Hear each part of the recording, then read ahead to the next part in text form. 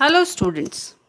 In previous video we studied about the slave dynasty and Khilji dynasty. In this video we study from Tughlaq dynasty. Tughlaq dynasty lasted for close to 100 years. First ruler of the Tughlaq dynasty was Ghiyasuddin Tughlaq. He was an efficient military commander and he was succeeded by Junna Khan, who took the title of Muhammad bin Tughlaq. Muhammad bin Tughlaq 1325 to 1351 CE was very powerful ruler. Ibn Battuta gives a lot of information about his reign. He gives the reference that the Sultan had great ideas and plans that failed because the common people could not understand. Some of his plans were as follows: taxation in Doab. To increase revenue collection, the Sultan raised the land tax in the Doab region at a time when the entire region was in the grip of famine. This caused widespread discontent among the peasants of the area. Due to this, the Sultan had to take his order back. Taxation of Doab, जिसमें कि दोआब एक reason area है जहाँ पर कि land बहुत fertile होती है. वहाँ पर उन्होंने क्या किया, लैंड कलेक्शन के लिए, रेवेन्यू कलेक्शन के लिए, लैंड टैक्स कलेक्शन के लिए उन्होंने वहाँ पर लैंड टैक्स जो था वो बढ़ा दिया. और उस टाइम पर वहाँ पर क्या था, फैमाइन, अकाल पड़ गया था और इस वजह से लोग काफ़ी असंतुष्ट हो गए थे, या फिर यूँ कहें उनमें काफ़ी असंतोष आ गया था उनके इस डिसीजन से, और इस वजह से उनको अपना ये ऑर्डर वापस लेना पड़ा था. ट्रांसफ़र ऑफ कैपिटल, उन्होंने अपनी कैपिटल जो है दिल्ली से देवगिरी, जो कि आज दौलताबाद के नाम से फेमस है, वहाँ ट्रांसफ़र कर दी थी. हिस्टोरियंस का मानना है कि ऐसा उन्होंने दो कारण से किया. First reason is that the sultan felt that he would be able to control and administer the empire better from Daulatabad since it was located in the centre of the empire. उनका ये मानना था कि भाई दौलताबाद से वो ईजीली पूरी empire को कंट्रोल कर सकते हैं क्योंकि वो ज़्यादा सेंटर में है. दूसरा उनका कारण था the Mongols were constant threat to Delhi. Daulatabad would be safe from Mongols attack. और दूसरा, मंगोल्स के अटैक से बचाने के लिए उन्होंने दौलताबाद अपनी कैपिटल शिफ्ट की थी.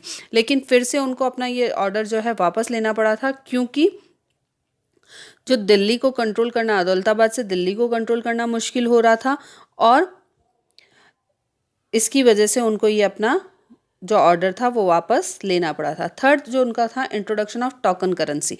अब उन्होंने एक जो कॉइन्स थे, जहाँ पहले सिल्वर और गोल्ड के कॉइन्स चलते थे, उनके साथ ही उन्होंने कॉपर और ब्रास के कॉइन्स इशू कर दिए, या लोगों से टोकन करेंसी के रूप में ये इशू कर दिया. या तो फिर लोगों ने क्या किया, घर पर ही forging of the new coins. अब उन्होंने क्या किया, फॉर्जिंग का मतलब बनाना शुरू कर दिया, घर पर ही नए कॉइन्स बनाना शुरू कर दिया. वो नहीं रोक पाए लोगों को. He could not prevent forging of new coins. The state suffered huge loss because land revenue was collected in copper and brass coins. अब लोग क्या करने लगे, लैंड टैक्स किस में देने लगे, land revenue, land tax copper और ब्रास के कॉइन में देने लगे, जिससे उनको काफ़ी नुकसान हुआ. There was such abundance of these new coins that their value depreciated. और इनके पास बहुत ज़्यादा मात्रा में ये नए कॉइन हो गए और इसकी वजह से उनकी वैल्यू जो हो वो कम हो गई. This even a cause disruption of trade and commerce. और इसी की वजह से उनके ट्रेड और कॉमर्स में, मतलब व्यापार में भी कई परेशानियां आने लगी. So the sultan was force to cancel the token coins. और इसलिए सुल्तान को फोर्स किया गया क्या, कि वो टोकन करेंसी बंद कर दे या कॉइन्स वापस ले ले. He redeem the token coins with the gold and silver coins. और उन्होंने जो टोकन कॉइन्स थे उनको रिडीम किया, मतलब उसके बदले उन्होंने, टोकन कॉइन्स के बदले उन्होंने गोल्ड और सिल्वर के कॉइन्स दिए. Qarachal expedition. To secure the northern frontier of the Saltanat, Mohammad bin Tughlaq sent an army to the Kangra region, जो कि आज का हिमाचल प्रदेश है. आफ्टर एनेक्सिंग दिस रीजन, और उसके बाद उन्होंने ये रीजन को कैप्चर करने के बाद the army proceed towards the Tibet, और वहाँ से वो तिब्बत की तरफ, आगे की तरफ बढ़ गए. और इसकी वजह से कई सैनिकों को अपनी जान गंवानी पड़ी थी, कई जिंदगियाँ ख़त्म हो गई थी. Next ruler, Firoz Shah Tughlaq. Firoz Shah Tughlaq was Muhammad bin Tughlaq's cousin. He ruled according to Islamic laws. He granted land to the ulemas and become powerful. Ulemas जो कि मुस्लिम्स के रिलीजियस गुरु के रूप में या रिलीजियस व्यक्ति के रूप में जिनको मुस्लिम धर्म की जानकारी होती है, उनको उन्होंने दिया था, ग्रांटेड द लैंड, उनको लैंड दे दी थी. He built many canals, tanks, wells, hospital and rest houses. He founded the city of Jaunpur, Firozpur, Firozabad and Hisar, Firoza. Next, the invasion of Taimur.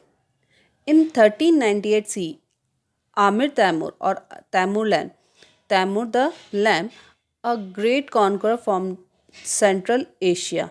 Aamir Timur जो कि 1398 में इंडिया में आया था और वो सेंट्रल एशिया का बहुत बड़ा राजा था, या यूं कहें कि वो विजेता था.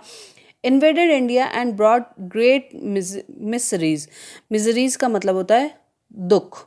तो उन्होंने इंडिया को लूटा और यहाँ के लोगों को कई दुख दिए, कई समस्याएं उनको लोगों को सामना करना पड़ा, या कई तरीके से लोगों को उन्होंने परेशान किया.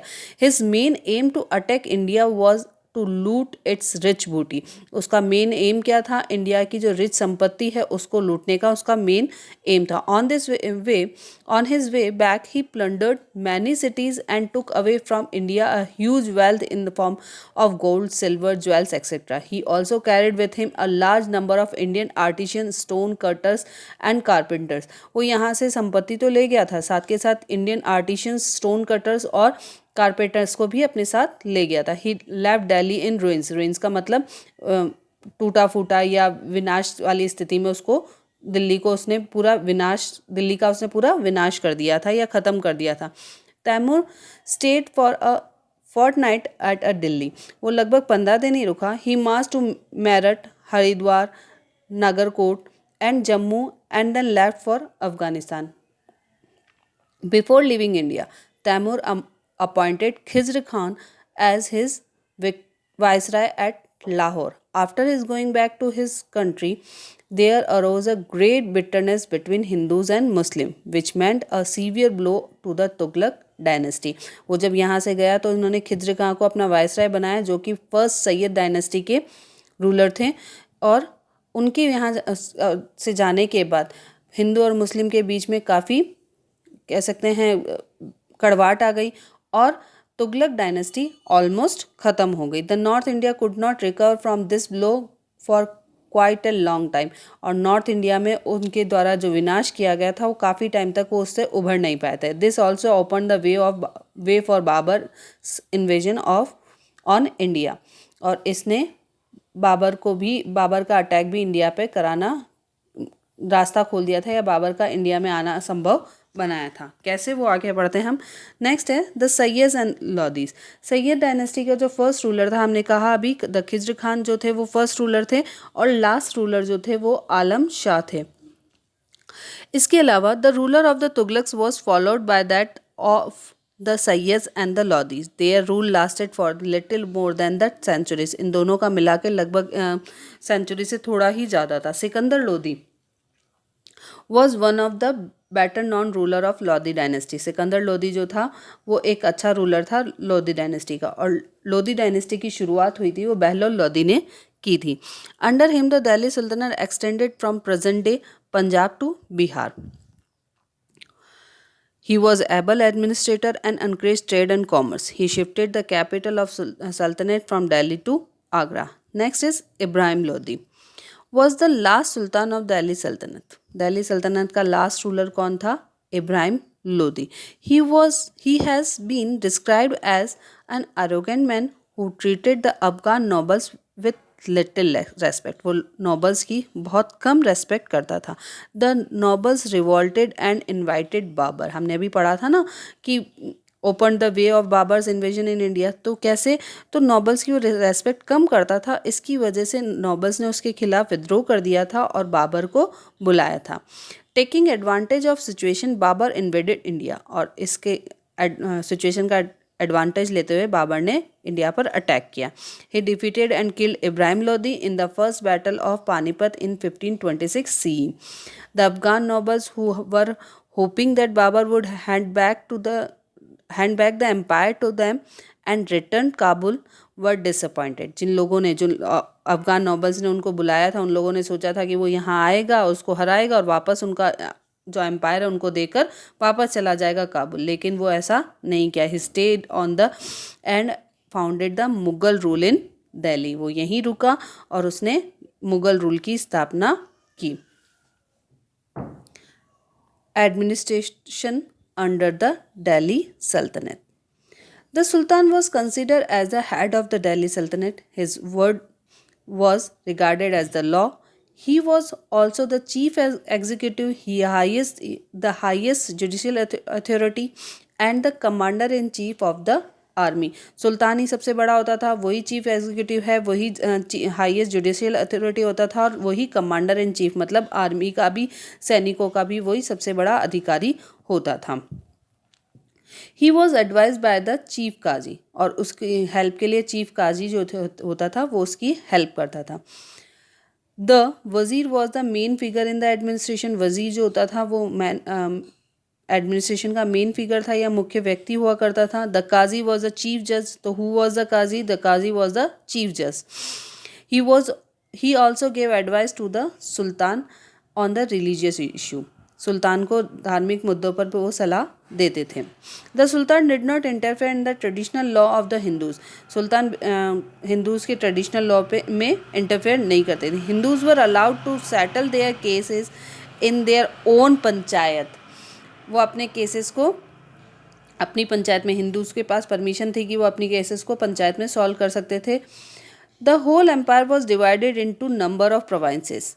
The provinces were divided into 6 and 6 were divided into parganas or group of village. जैसा कि आज के समय में होता है, एक पूरा देश है, देश स्टेट में बटा हुआ था, एक स्टेट अलग अलग डिस्ट्रिक्ट्स में बटा हुआ था, वो डिस्ट्रिक्ट्स अलग अलग गांव पंचायतों में बटी होती, तहसीलों में बटी होती, और वो पंचायत जो अलग अलग ग्रुप विलेजेस के ग्रुप से बनी होती है।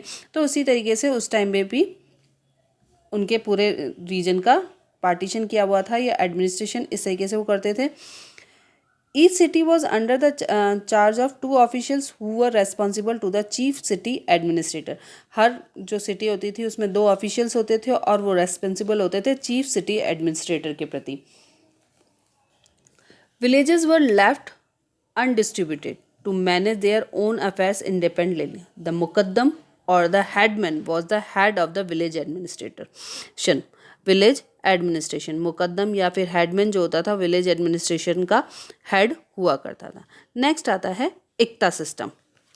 Under this system, instead of paying salary to the officer in cash, he was granted certain revenue arising from land or villages. इसमें क्या किया जाता था कि जो ऑफिसर्स थे उनको सैलरी नहीं दी जाती थी, इसके बदले क्या किया जाता था, सर्टेन रेवेन्यू अराइजिंग लैंड, जहाँ से रेवेन्यू मिलता था वो लैंड उनको दी जाती थी। This land grant was called iqta, और जो लैंड उनको ग्रांट की जाती थी वो इक्ता कहलाती है। And their holders were called iqtadars, और जो जिनको ये लैंड दी जाती थी वो कहलाते थे इक्तादार्स। Under this system, from revenue which was collected, a certain amount was kept as a salary and another amount was to maintain soldiers for the sultan. इसमें क्या किया जाता था कि भाई जो रेवेन्यू आता था, लैंड, जिस लैंड से रेवेन्यू मिलता था उस लैंड को उनको दिया जाता था और उससे वो रेवेन्यू कलेक्ट करते थे। तो कुछ अमाउंट तो वो अपनी सैलरी के रूप में रख लेते थे और बाकी के लिए वो सोल्जर्स को ट्रेन करते थे या सोल्जर्स मेंटेन करते थे सुल्तान के लिए। The officer were expected to keep detail record of income and expenditures, और ऑफिसर जो हैं वो डिटेल रिकॉर्ड रखते थे इनकम और एक्सपेंडिचर का। अब रेवेन्यू किस तरीके से, किस अलग अलग तरीके से वो रेवेन्यू या फिर यूँ कह सकते हैं टैक्स कलेक्ट करते थे, अलग अलग तरह के उनके वो टैक्स कलेक्ट करते थे। Sultan took several measures to increase their revenue resources. Following were the chief resources of their revenue. First, kharaj or land revenue. सबसे पहला जो था वो खिराज कहलाता था या फिर लैंड रेवेन्यू। लैंड से वो रेवेन्यू लेते थे, टैक्स लेते थे। Land revenue was the major source of their income.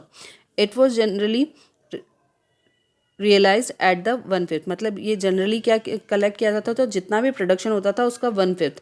लेकिन Alauddin Khilji and Muhammad Tughlaq raised it 1/2। Normally तो क्या होता था, उनका जितना भी लैंड पे प्रोडक्शन होता था उसका 1/5 पार्ट तो रेवेन्यू के रूप में सुल्तान को देना होता था, लेकिन अलाउद्दीन खिलजी और मोहम्मद तुगलक ने इसको बढ़ाकर 1/2 कर दिया था। नेक्स्ट टैक्स आता है jizya tax. Jizya tax it was imposed only on the non Muslim, ये नॉन मुस्लिम्स पे इम्पोज किया जाता था। It is believed that children, women, and fakirs were exempt from this its payment. It was collected at the rate of 10 to 40 tankas depending on the payer's income.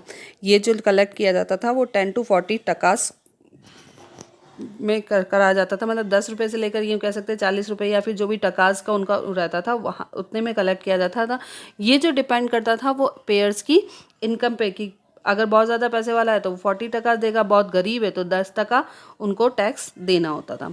Octroi duty it was release या it was collected on the exchange and transportation of commercial goods. Octroi duty जिसको चुंगी कर कहा जाता था, ये जो ली जाती थी वो एक्सचेंज एंड ट्रांसपोर्टेशन पे कलेक्ट की जाती थी कमर्शियल गुड्स के एक्सचेंज और ट्रांसपोर्टेशन पे कलेक्ट की जाती थी। द ज़कात tax it was a negligible tax supposed to be paid by all Muslim, ये मुस्लिम्स के द्वारा पेड किया जाता था। I hope you understand this chapter, so do the exercise and read the chapter. Okay.